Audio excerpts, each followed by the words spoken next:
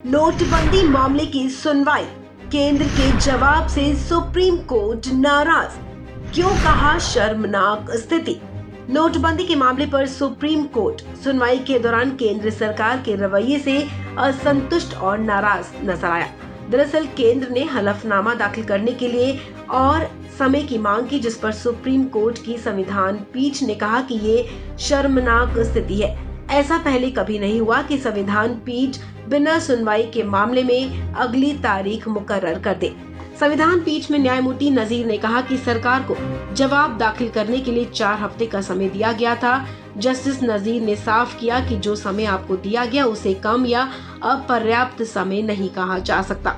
दरअसल supreme court में नोटबंदी केस की सुनवाई के दौरान बुधवार को 5 जजों की जिस संविधान पीठ में नोटबंदी मामले की सुनवाई होनी थी, इसमें justice S Abdul Nazeer, justice BR Gavai, AS Bopanna, V Ramasubramanian और BV नागरत्ना शामिल रहे। सुनवाई के वक्त केंद्र ने अदालत से कहा कि हलफनामा दाखिल करने के लिए समय चाहिए। भारत के अटॉर्नी जनरल R वेंकटरमणी ने बुधवार को 2016 के उच्च मूल्य वाले नोटों की नोटबंदी की आलोचना करने वाली याचिकाओं के बैच के जवाब में व्यापक हलफनामा दाखिल करने के लिए और समय की मांग की। अटॉर्नी जनरल R वेंकटरमणी ने कोर्ट से कहा कि केंद्र को हलफनामा दाखिल करने के लिए और समय चाहिए ताकि हम और बेहतर ढंग से आगे बढ़ सके। उन्होंने पिछले निर्देश पर हलफनामा पेश नहीं करने पर पीठ से माफी भी मांगी। अटॉर्नी जनरल ने बेंच से अनुरोध किया कि वो हलफनामे को अंतिम रूप देने के लिए 1 और हफ्ते का वक्त चाहते हैं। उन्होंने कहा कि देरी के लिए माफी मांगते हैं, हम हलफनामा तैयार नहीं करा सके।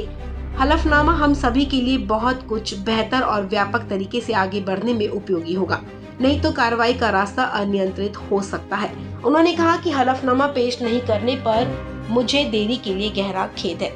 इसके बाद संविधान पीठ ने अटॉर्नी जनरल R वेंकटरमणी के अनुरोध पर मामले को फिलहाल स्थगित कर दिया, लेकिन 1 हफ्ते के अंदर विस्तृत हलफनामा दायर करने का निर्देश दिया। पीठ ने इस सुनवाई स्थगन की स्थिति को शर्मनाक बताते हुए केंद्र सरकार और भारतीय रिजर्व बैंक के 1 हफ्ते के अंदर अपना जवाब दाखिल करने का निर्देश दिया।